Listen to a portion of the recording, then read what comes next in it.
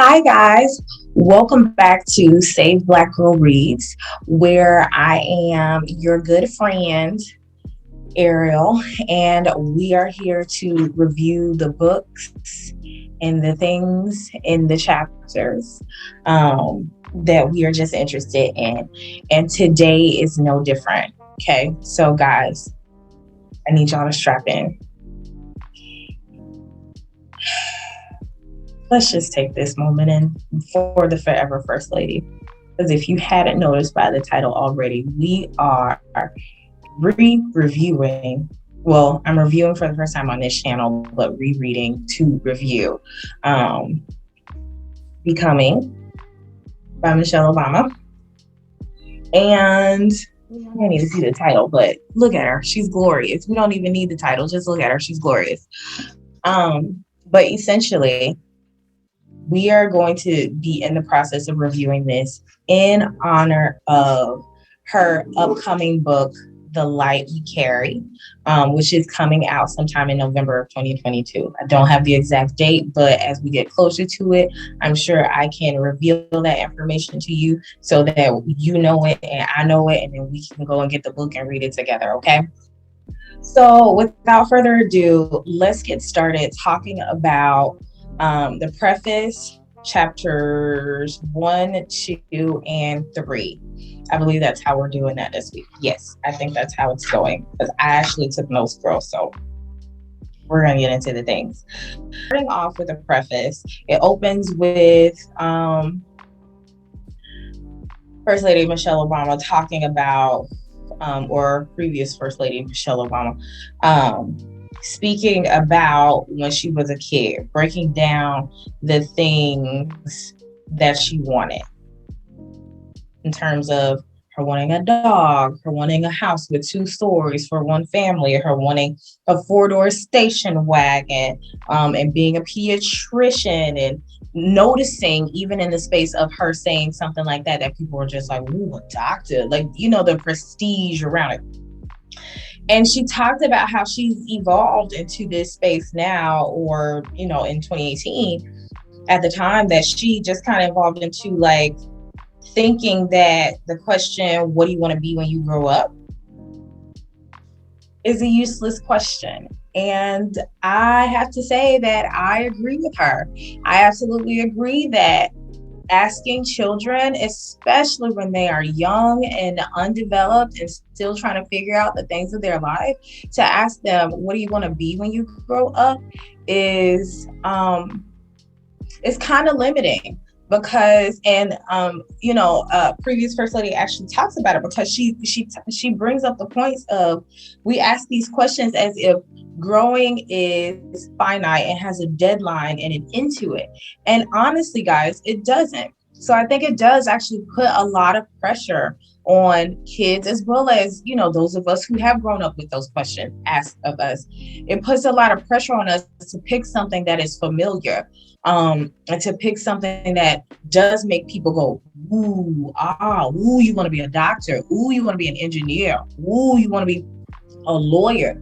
Because we do live in a capitalist society where, you know, the more money you make, a lot of times you are pushed forward into a different space of society.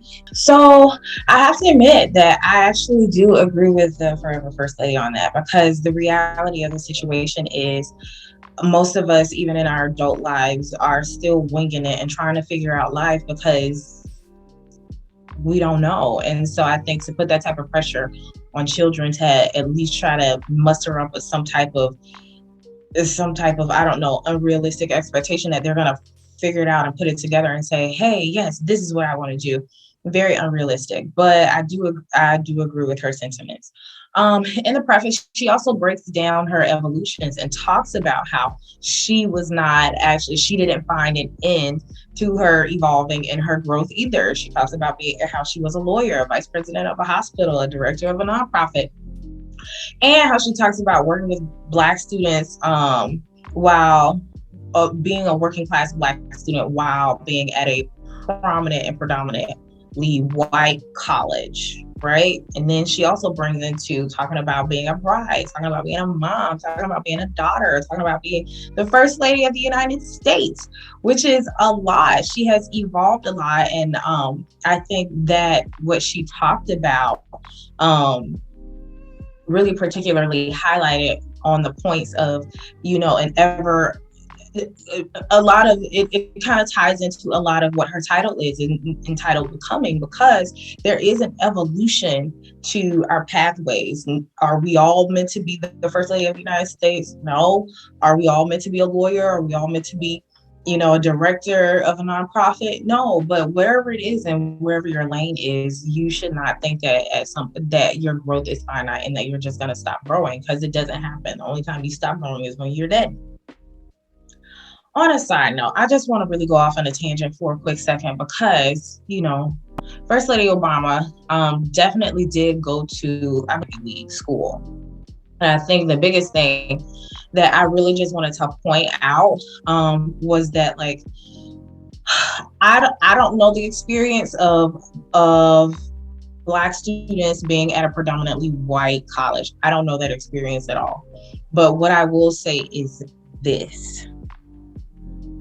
The importance of representation is paramount when being in spaces where you are one of few. It's extremely paramount. I was actually watching the movie Master with Regina Hall. As if you haven't seen the movie Master, check it out.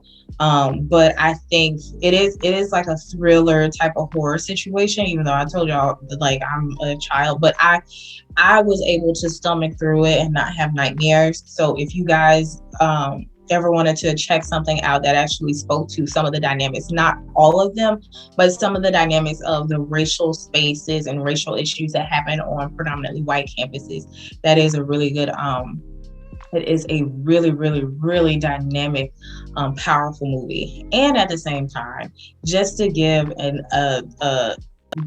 shout out to all of the HBCUs across the United States of America. And I also want to, because I graduated from Savannah State University, but I also want to just to put a little tag in there, even in the space of big upping the HBCUs that we have out here.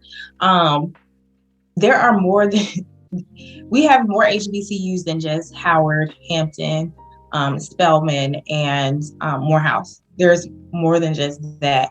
And I think sometimes, even if it's a space of you're trying to figure out what to do with your life and you may not be able to afford all of the things, there is still a prominence and a predominance of HBCUs in this country that you could attend, like a Savannah State University, like an Albany State University, like a Fort Valley State University.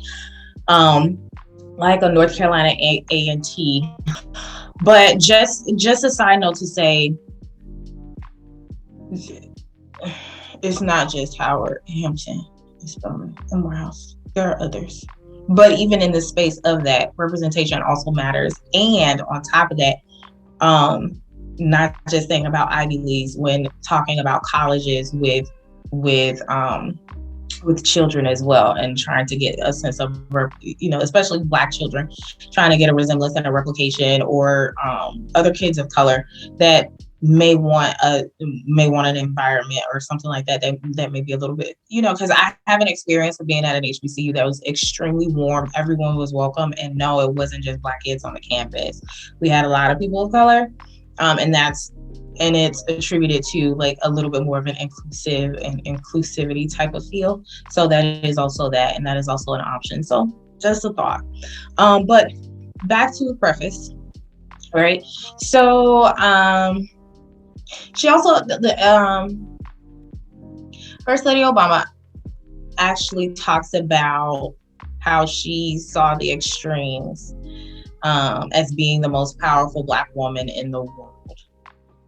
And how in her evolutionary track, she was seen as the most powerful Black woman in the world, but also,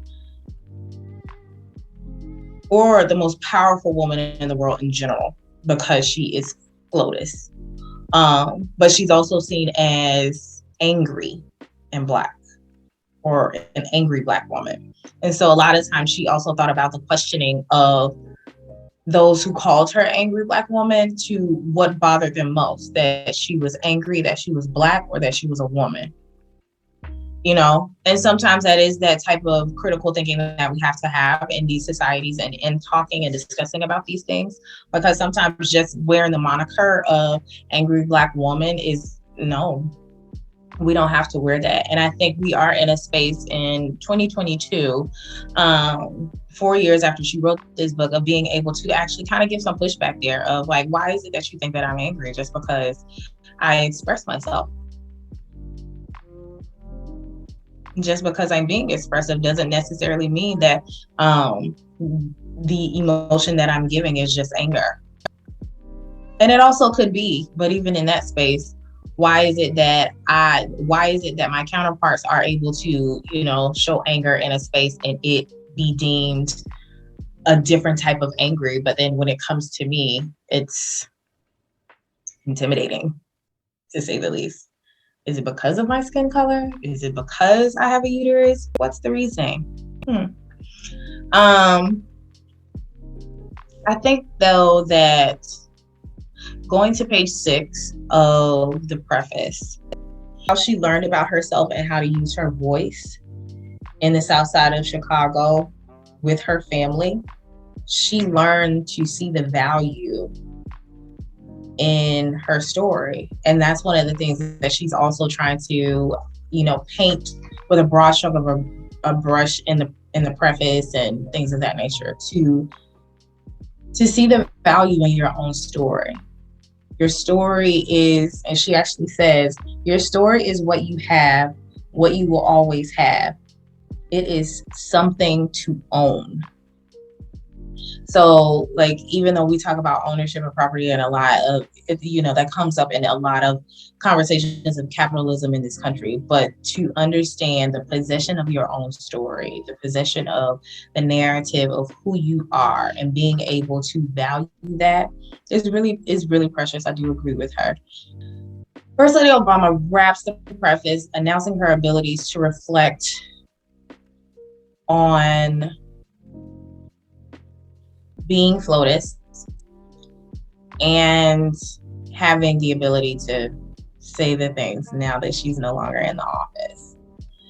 And so, after reading that, I got excited and I was like, come on, girl, let's sip this tea. But also, it's like, is she gonna really drop tea? Maybe not. Who knows? But we're thankful for the book anyway, because it's a good read. Going into chapter 1, I will say this. She does not entitle her chapters. She only goes in like specific parts of the book. So we are now in this space of, or in her journey of becoming me, which again, how she's started this overarching thought process of continued evolution, continued growth, and growth is infinite. So she starts off by talking about how she became herself. And so a lot of this is going to, I think the first 3 chapters actually are anchored in her childhood. And so that's what we're going to explore. I think in chapter 1, it starts off with the childhood memory of her living in an upstairs apartment that they rented from her mom's aunt, Robbie, who taught piano lessons on Euclid Avenue. First Lady Obama says, she kind of recapped these major events that had happened in America in a space of her realizing that these things happened, but not understanding the gravity of the things that had taken place. So, and this is around the 1960s, around 1968. So the Kennedys are dead. Martin Luther King Jr. has been assassinated, and the 1968 Democratic National Convention turned bloody, with police going after Vietnam War protesters in Grant Park. So those are 3 major things that had taken place. There's a lot of assassinations. People have gone on to glory. But I think one thing that really just I thought was interesting is that she remembered these things, but we in the United States are made to believe that these things happened so long ago. But no, that's not necessarily the case, because based off of her recollection as a child, like as a child, I mean, in 2018, she was still like mid 50s or somewhere around there. So she's not necessarily like First Lady Obama is not someone that's like just completely over the hill and just completely old and things of that nature. Like, still very vibrant. So to know that in her childhood, in her timeline, she was able to remember that these things happen. So it's as far as history goes, we have to recognize and realize that these things are a recent part of our history. And so when we talk about the things of civil rights, when we talk about the things, especially as Black people, when we start talking about civil rights and still aren't where we need to be, these are the things that we are talking about. Like history is still so very, it's still a stone's throw away.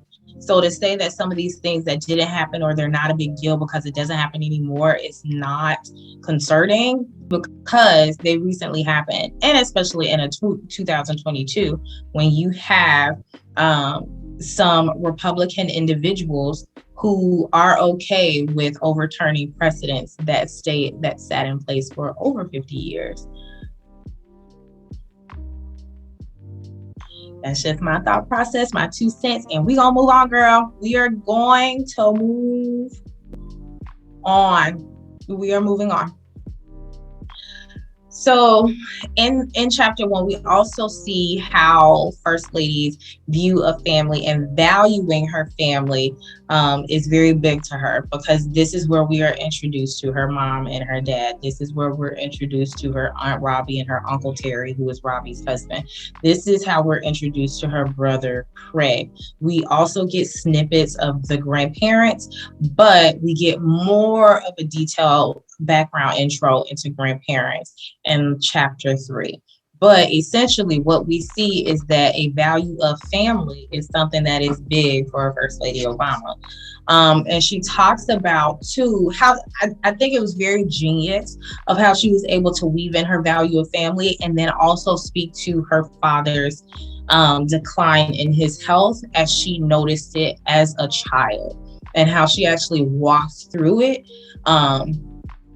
throughout her life and maneuvering and evolving into her adulthood, and how her father's multiple sclerosis, it was interesting how she tied that and her piano recital together, because she talked about her descriptive memories of the flawless baby grand piano that was in the downstairs area where Robbie did where her Aunt Robbie did the piano lessons, and how that wasn't something that she was used to when she went and sat at the baby grand piano at her recital. And she was just like, and she talks about the story of how she froze at the piano and was just really intensely nervous until her Aunt Robbie showed her where, the key C on the piano was, and she was able to actually, move through the song that she played for her recital. But it was very interesting, or at least to me, it was very interesting that she would highlight that she wasn't used to flawless, and how she tied Robbie's piano, her neighborhood, her dad, and her life as she knew it at that time as all she knew, and that it wasn't flawless. And I think that is something very brave to actually admit prior to telling the story. And we're going to see, more of the story evolve. But I think that is one thing that makes her relatable. And I think that's something that is universal to all of us. As much as, we aspire to be further along than what we were given as children, for most of us. The reality is that there are some things in all of our spaces that has created a sense of like flawed view. And that just kind of is what it is. It's not flawless. It's never going to be flawless. And we're not used to it. And I think it's okay to admit that even as we evolve and continue to grow in these spaces where we have intentionality behind and getting to. So that was pretty much my wrap up of chapter 1. It was really good. So going into chapter 2, she's now in a space of, I want to say, kindergarten. And we're in this space of, now she starts off describing her experience and duties in kindergarten in 1969 in the public schools, and how there was a sifting of the kids by their abilities to read sight words. And here's what I thought. I thought that while she was making highlights of how the schools now include talks of self-esteem and growth mindsets, and how there's a sort of evolution in the school system and the public school systems today. There's still a lot of similarities that happen in terms of that sifting from 1969. The fact that, she was able to stand, recite the words, and kind of be heralded in a different area, whereas other kids were not. That is the case. I have a friend who's currently teaching, she's taught 3rd grade and she's also taught 2nd grade. And one of the things that she does speak about is their reading level. But the reality of the situation is that this sifting is still in effect in the public schools. Because a lot of times the public schools don't necessarily focus on giving you the reading tools that are needed, right? As much, or they don't push it as much as they used to in the kindergarten spaces. A lot of times it's prepping for standardized testing, because the higher scores you get in your standardized testing, the more money you get for your schools. And also, depending on where you are in a tax district in a state, that also determines your money. So there's a lot of pressure around a capitalism based type of approach to public schools that does also kind of exist here now, that doesn't really place a whole lot of great emphasis on great teaching and bringing kids to a space of the fundamentals that they need, like the basics of reading. Because if you don't get the reading down, you can't get anything else down. Honestly, if there is no reading comprehension, they're not going to necessarily do well on the test. And if you take all of that time to drill them for the test, they only know what to prepare for the test. They don't know how to take these things into further places of their lives. That's my soapbox. Okay, I am done. However, going back to First Lady Obama and kindergarten, and she has this situation that she talks about in terms of, she's looking at the sight words. They're supposed to be reading sight words on color. And, there's these two highly intelligent kids that, she strives to kind of keep up with them or beat them for the entirety of her career going to school and knowing them. And essentially it's a young Asian American man and a young African girl, and or African American, literally African immigrant girl. And so one thing that she talks about is that when she's in the space of trying to get through these sight words, she's chugging along, and then she sees the word white, and she hesitates for a second too long, and her teacher assigns her to a different space. So she doesn't get them all right. She doesn't get her gold star. But she knows most of them, so she's not necessarily sifted to where the other kids who don't necessarily know their words are. So that's an interesting thing. But one thing that I found extremely just cute and endearing was that First Lady Obama studied those words again after she came from school and was disappointed, and the fact that she didn't get her gold star, and she went in the next day to the teacher and she was like, I need my sight words. I need to do that again. And her teacher was like, but we're not doing sight words today. She was like, well, before we move on, I gotta redo it because I know it. And it's interesting that she advocated for herself to really redo those. And I think that it was an interesting thing that she talked about the advocacy for yourself in these public schools, and even from kindergarten even to third grade, where she talks about having an incompetent teacher. And we do have some of those. Not all teachers are doing the best they can with the curriculums that they have, and given the overtimes and things like that. Some of them just really should not be teaching. And according to First Lady Obama's book, she had one of those in third grade where she's not learning anything, and she kind of went home during lunch, complained to her mom, and then went back to school. And she talked about how her mom overheard her complaints, didn't really join in or anything like that, or didn't really just I'm going down there or anything like that. Her mom just kind of said, that's what's happening? Really? You don't say. And it wasn't until later that First Lady Obama found out that her mother, after a week of her mother went down there for a week, going back in with the complaints that First Lady Obama had just shared with her of what's happening. And she was like, oh, you got to take my baby out of that class. Like, my child does not belong in that class. And so I think even in the space of that,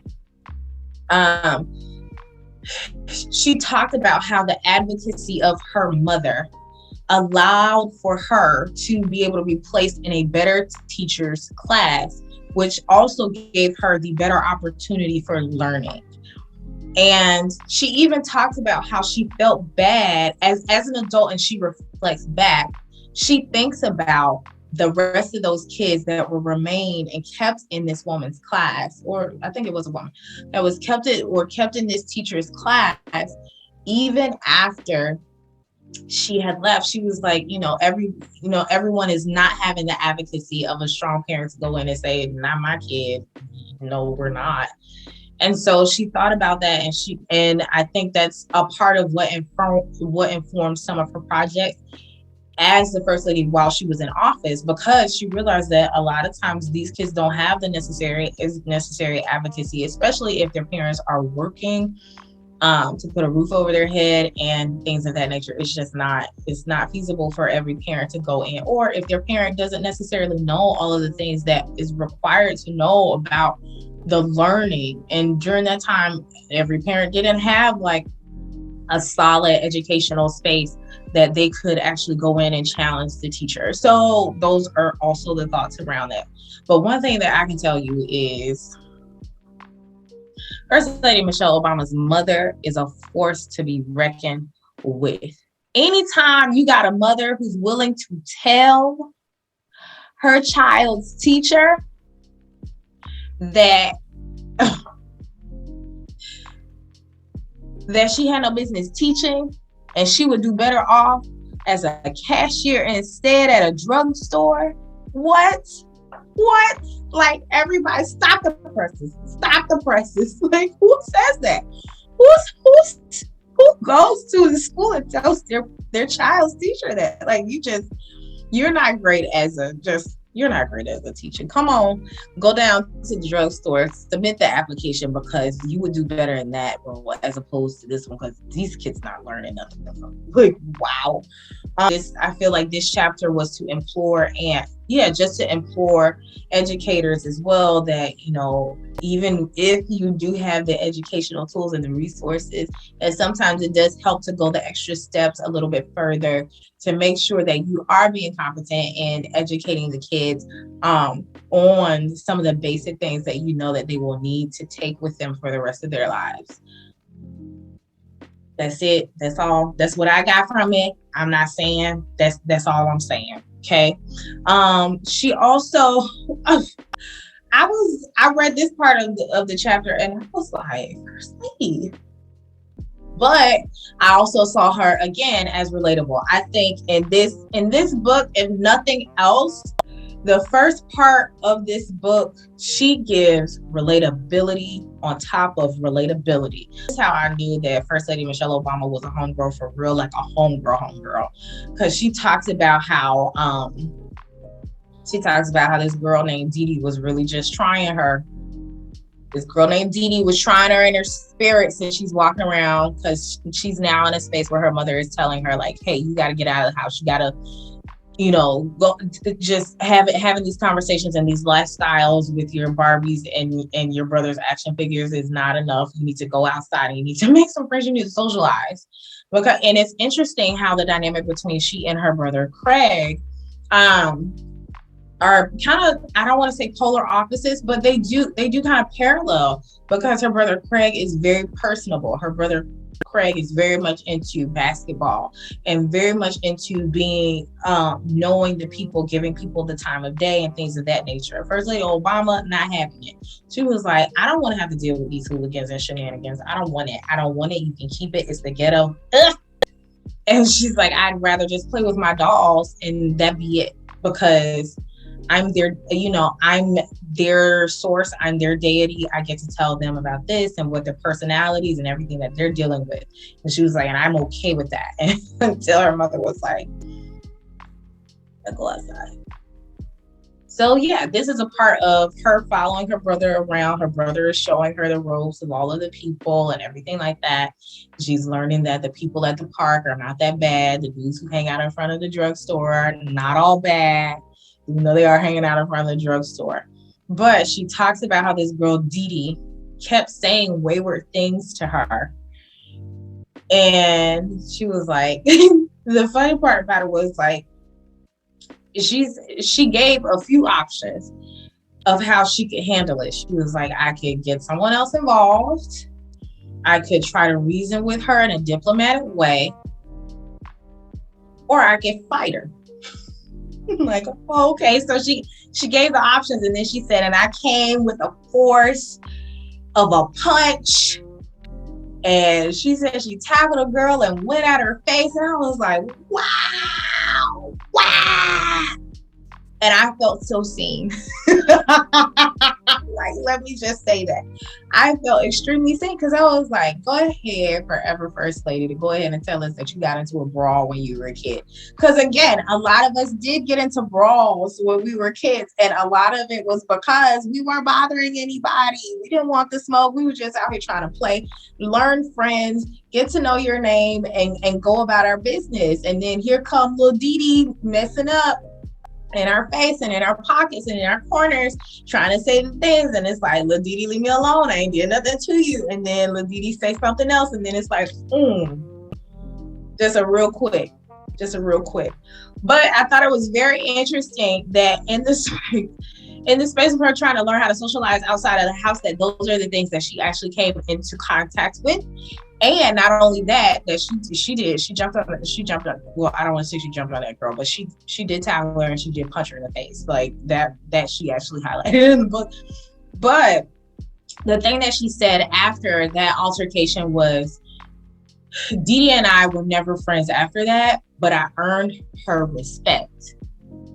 And I think sometimes even in the space of where we are now, because that was like what, 1960, somewhere between 1969 and 1970 something, right? Like at 72, 73. But in these spaces and in these places, I think the difference between that and 2002, where we've seen a pandemic, where we've seen how we've evolved to talk about our feelings, where we see how we've evolved to be a very inclusive society. One thing that we are missing is the ability to see conflict, and to see conflict through to this level, because no one wants to know that your child aggressed someone else and then they got their butt handed to them because they aggressed someone else, or vice versa. So now there is a lot of entitlement in kids because they never come into space with a conflict. and because their parents coddled them in a space of entitlement. Case in point, I went to a specific like trampoline park entity type of situation just recently. I was there having I was having an adult old people in the way time, just having a grand old time with these little kids, with these musty little kids around here. And but here's the thing, like here's the thing. One of my friends said they wanted to go rock climbing. They wanted to do a rock climbing session over in that rock climbing area.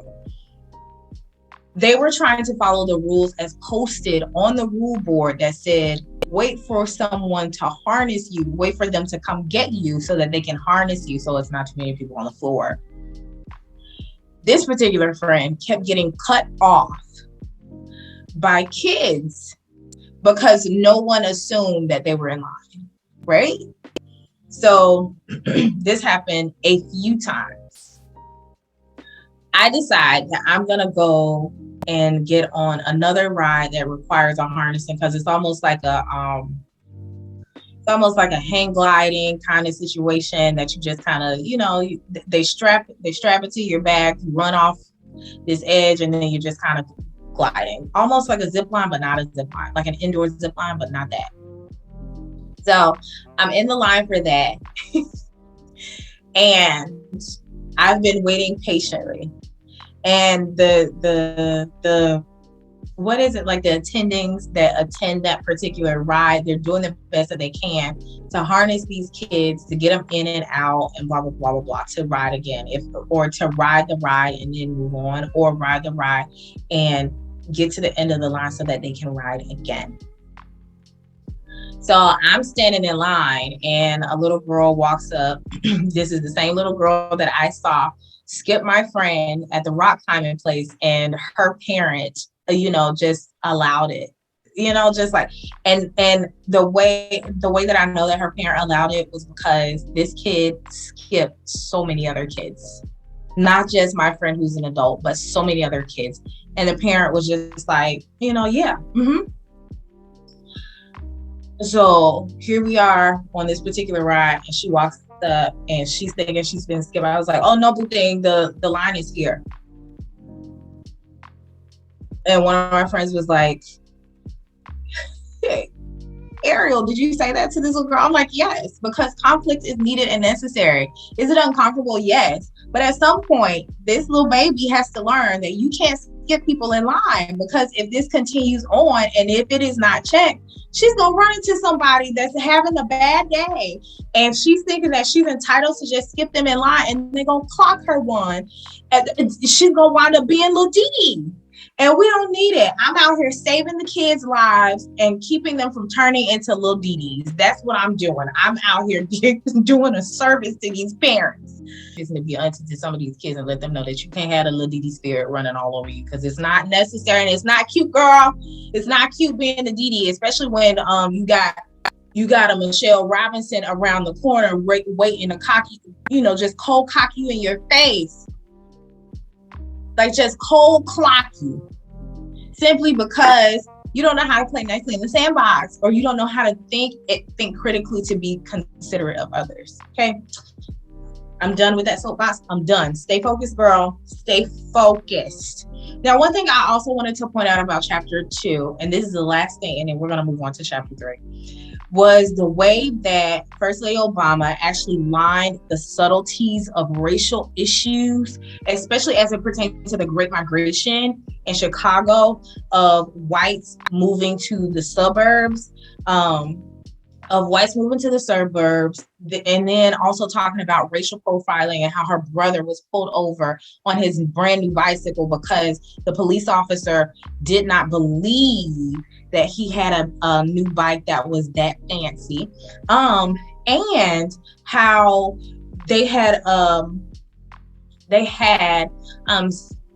neighbors who were not white, but who were of a lighter hue that was not necessarily questionable when they went into their new suburban neighborhood.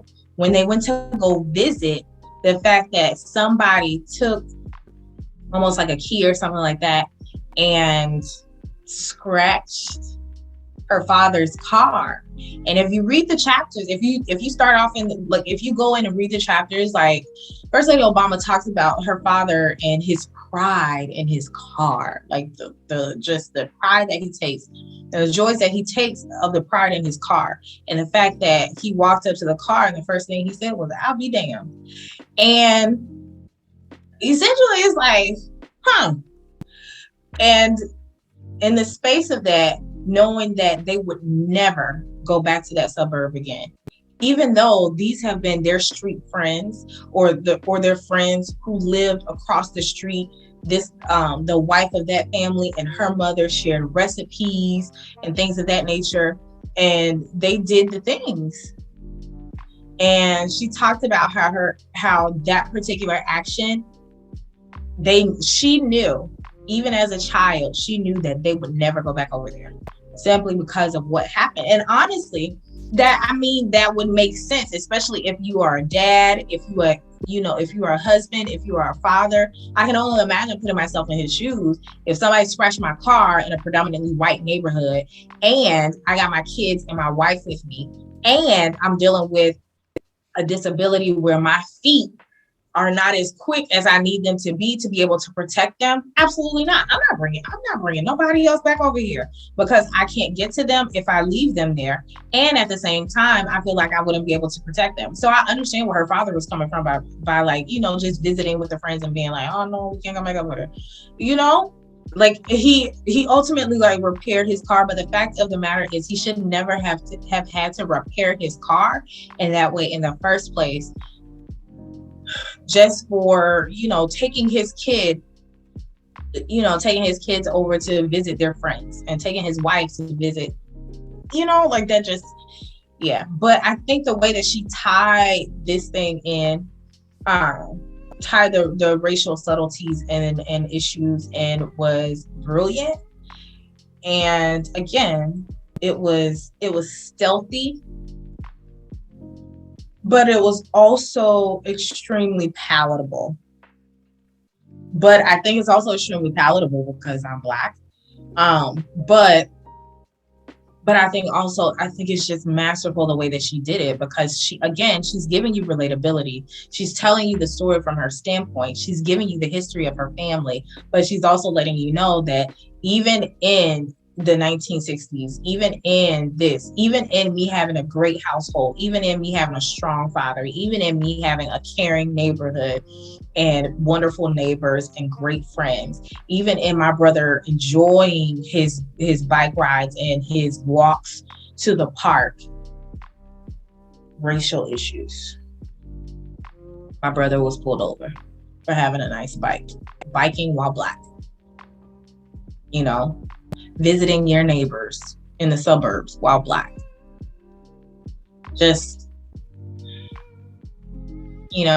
being placed in a classroom with an incompetent teacher while Black. So I think it's absolutely brilliant the way that she has done that, because she doesn't skirt away from it, and she actually gives it a space as a reality in her existence. And I think that was very brilliant on her behalf and how she did it. So, all right, now that we are done with chapter 2, we are moving on to chapter 3. And this starts off with Craig testing the house for fire drills, because for some reason, Brother Craig now has all of the anxieties of life. And he's going through all of these different thoughts and thought processes of what could happen. And she lists them all, and I'm like, what is going on with her brother? Like, he's scared that he may get amputated, and he's eating with one hand behind his back, and it's just other stuff. Like, he's doing all of these drills, and now he has a family doing fire drills. But when she further does the deep dive, into the history of their neighborhood as well, and how a lot of times fires in her neighborhood were actually increasing or increasingly high, like the rate of them were high. We find out that the reason why the rate of those the rate of the fires in the neighborhoods were high were because the owners of the buildings didn't want to update those buildings. They would have rather have just, let the house catch on fire and get the insurance money to rebuild.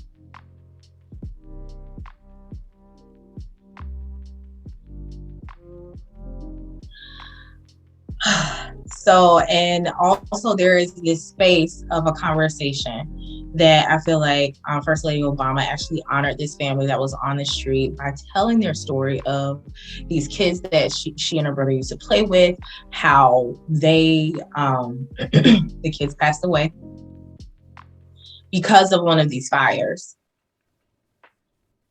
And it was heartbreaking to read that, but also to understand that that is the reality of our history. And that is the reality of people. It's unfortunate, but that is the reality of some people. That is like, okay, well, it doesn't make a business sense to do any updates. It makes more sense to just set the sucker on fire and let it burn. Even though people live there. And not to say that they actually set it on fire, they just never did the necessary updates and upkeep so to make sure that they stayed within a code for the safety of others. That's unfortunate. But I think that her brother Craig and the rest of his anxieties were just like, is he okay? Obviously, we know he is because we've seen them together in interviews and things like that, and they are the cutest thing together.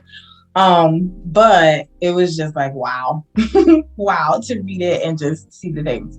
But I think also to talk about the drills and how they had to acknowledge their father's disability, even in a space where their father never really wanted to seem helpless. And so they're trying to do a realistic drill because they know their father doesn't move as quickly. And so Craig is, a lot of the anxiety around the fire drills that we notice with Craig is that he's also worried about the safety of his father, which I think is very endearing. Him trying to move all of the weight of his father at such a young age, just to make sure that he's going to be okay. I mean, it's sweet. It really is. It's sweet. It's scary too, to have to think in that way, but it's also sweet to know that they are actually thinking about their father in a space of really wanting everyone in the family to be safe. I think too, the way that she painted her father as a public servant was quite a way for us to see how she would be attracted to a public servant who really does want to be involved and get involved with their neighborhoods and things like that, and how she became attracted to her husband, President Barack Obama. I think in this chapter we get to know the grandparents a little bit more.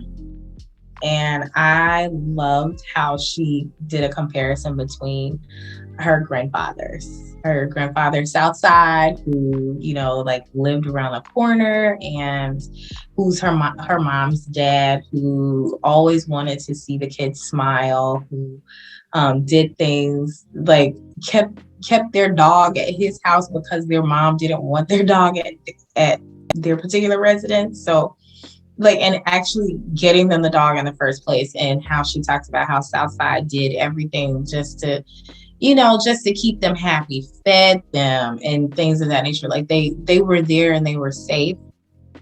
And it was, based off of her expression, it was great memories with Southside. It was also great memories with Dandy. But I think in the space of Dandy, it was the fact that they only saw Dandy on Sundays, or mainly Sundays, Sunday afternoons, because Dandy lived in another neighborhood, and this is her dad's dad.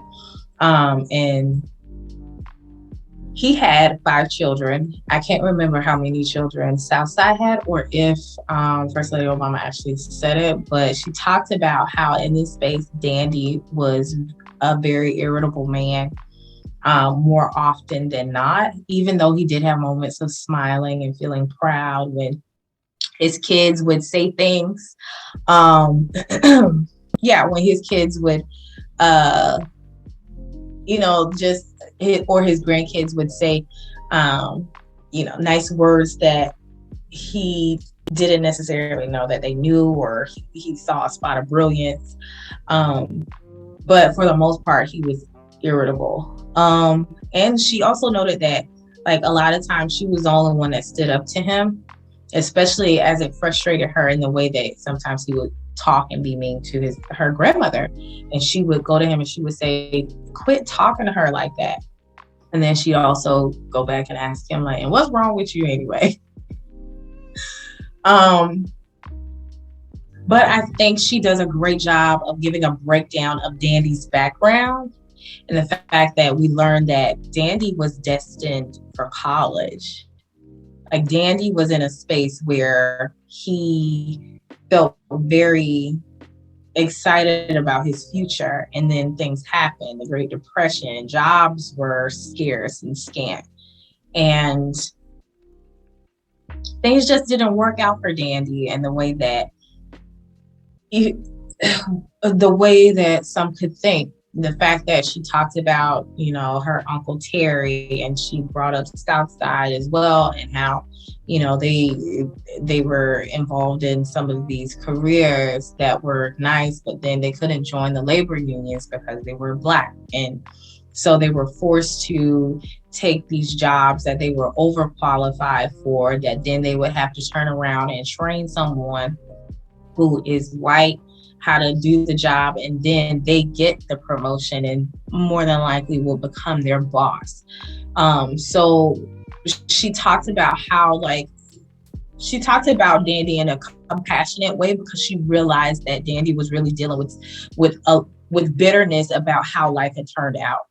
Even though she talks about the accomplishments of her aunts and her uncles and how they just really rocked it, and they took the opportunities and really just kind of changed the trajectories of their lives.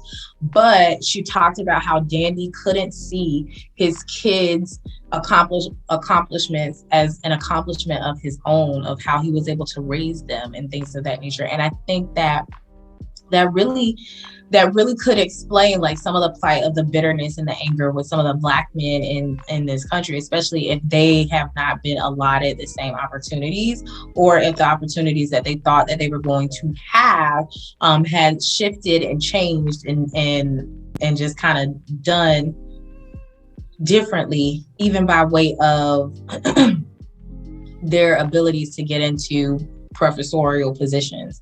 I think that's a lot less evident or prominent today, because you don't have labor unions coming right out and saying, well, we're not gonna hire you because you a nigga or because you Black. But it's basically, I won't say that they are, just completely done away with either.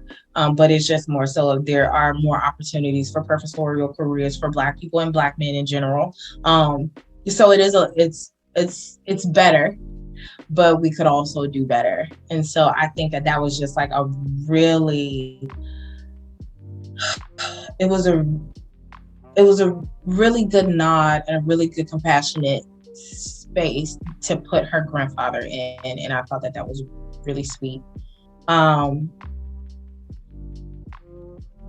I thought it was very honorable that she would use the plight of her grandfather to discuss a bitter plight of Black men that she grew up knowing, and knowing that they were hindered some of them were hindered from their accomplishments. So yeah, I think I think she did a fantastic, phenomenal job highlighting that. And And so moving on to the ending of chapter 3, and the last story that I really want to highlight and talk about.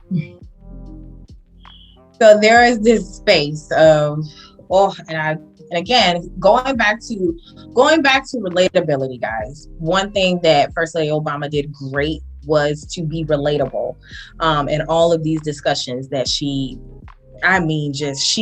gave what needed to be given.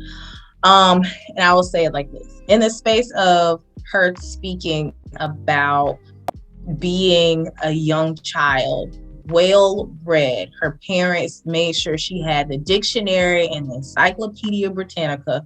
And if you are someone that you were born prior to like 1995, you know what those Encyclopedia Britannicas look like. There were those big books with the green on the back and the gold letters, and you could find the things. And I felt so seen because my grandmother also had those. She also had the Encyclopedia Britannicas, and dictionaries galore. So if I needed to know something, I would go in and I would read the dictionary, I would read the encyclopedia and do stuff with it.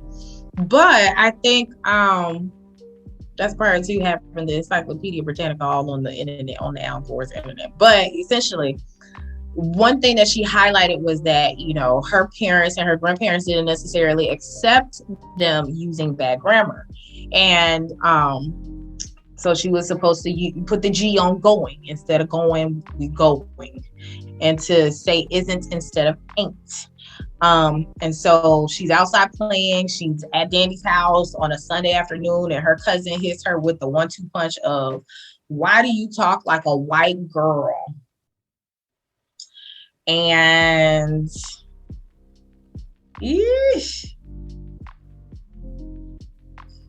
let me tell you, as one who was approached with that same question when I went from living on one side of town to having to move back to another side of town as a kid, and being in a space where I was in a mainly predominantly white area at one point in time in life, where things were being formulated in terms of my vocabulary, and I was asking questions and using proper grammar and good diction and things of that nature, to moving to a neighborhood where that's not how everyone speaks, and they actually do see you as speaking like a white girl. Oh, I saw the relatability immediately. Like, because it's like a shock. And she talks about that shock that she received from her cousin, as if her cousin was challenging her in a space of like, "You one of them?" It was like, wait a second. Everybody calm down. Like, literally, I'm just speaking with proper grammar, like, because I'm reading. That's it.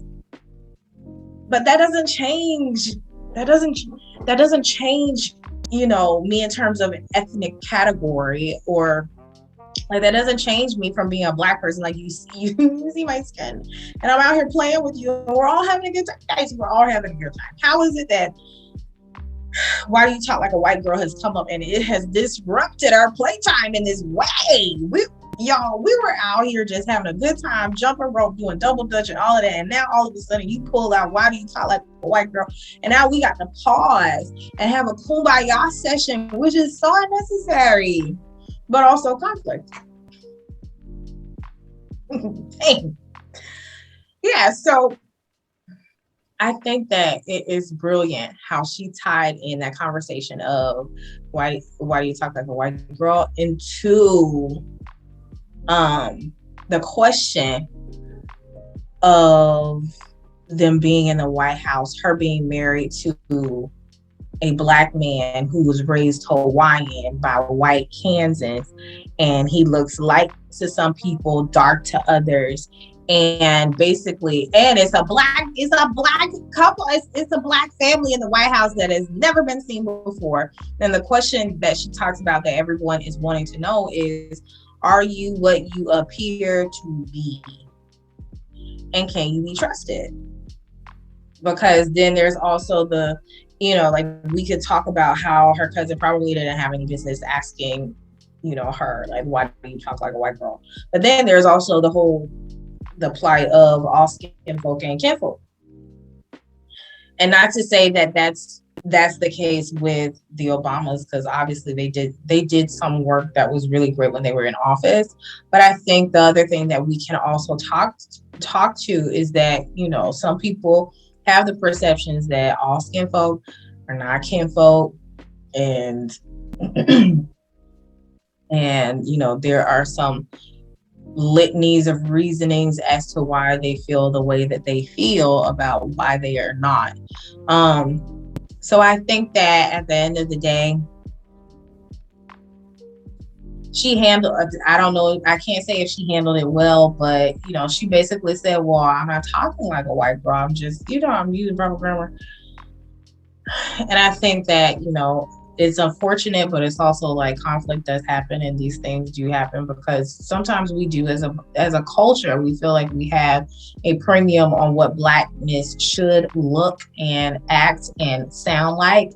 And that Blackness behavior that we all think that we have a premium on looks and sounds differently, because Black people are not a monolith.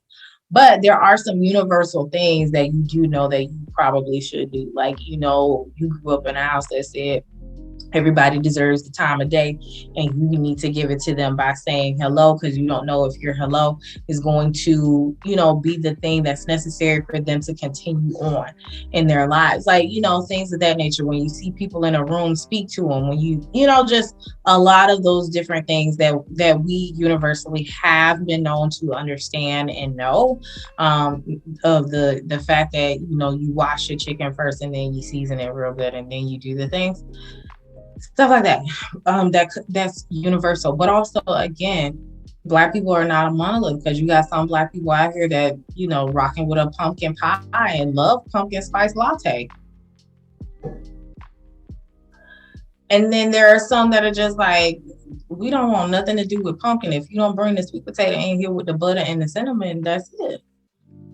Don't know what else to tell you. So I think that, again, I think she did a great job of highlighting the fact that Black people are not a monolith. But the biggest question, and decoding the question that was being asked by her cousin when she said, why do you talk like a white girl, is, are you what you appear to be? And can you be trusted with how your appearance is? So that's my review of chapters 1 through 3 and the preface. Let me know what you guys thought about the chapters. If you are reading along with me, or if you have read the book already, let me know what your thoughts were. Let me know what your thoughts are and how you felt about the chapters in general. The next time we come back to discuss becoming, we will be on chapters 4, 5, and 6. So that should be good, because we're getting a little bit more into the meat, but we're still in the becoming me section. Let me know what you think. Again, my thoughts of the book so far, I already started it off probably after speaking about chapter 1, but I think she's very meticulous, very intentional about how she gives us the descriptions. And in the space of her giving us these descriptions, we are learning a lot about her background, and it is very relatable. I think the space of conflict that she was able to see, the space of value that she has in her family, the space of feeling out of place that she brought up in terms of, the recital hall versus, performing a particular song over and over again on her Aunt Robbie's dingy piano, I think is a lot. Is a lot of some of the things is relatable, and a lot of the things that we also can relate to. And I think that's what she's going for within this book, of actually saying, like, what we can all relate to something. We can all relate to someone messing with us, or trying to bully us, or say wayward things to us, and trying to, really reason with, whether I take the diplomatic route, whether I go tell on her, or whether I cold clock her right here where she stands. Like, a lot of us have seen that, and other things of watching our parents and how our parents operate, feeling indignant about someone being mean to someone else. Like all of these different themes, I think she has done a great job of like really centering you in the, like placing you in the center of the scene in her mind and giving you all of the things that you need to really formulate it yourself, but also feel as though I am she and she is me. And it's a good read so far. I'm excited to continue this on. So again, like I said, the next time we will get together, it will be chapters 4, 5, and 6. And again, let me know your thoughts of what you have read so far in the comments. I'm excited to see them, or just even on what you heard today and whether or not you agree, you disagree, you're neutral or agnostic between any of the thoughts that I just shared. I'm welcome. I welcome them all. I'm willing to hear them. So until next time, guys, bye.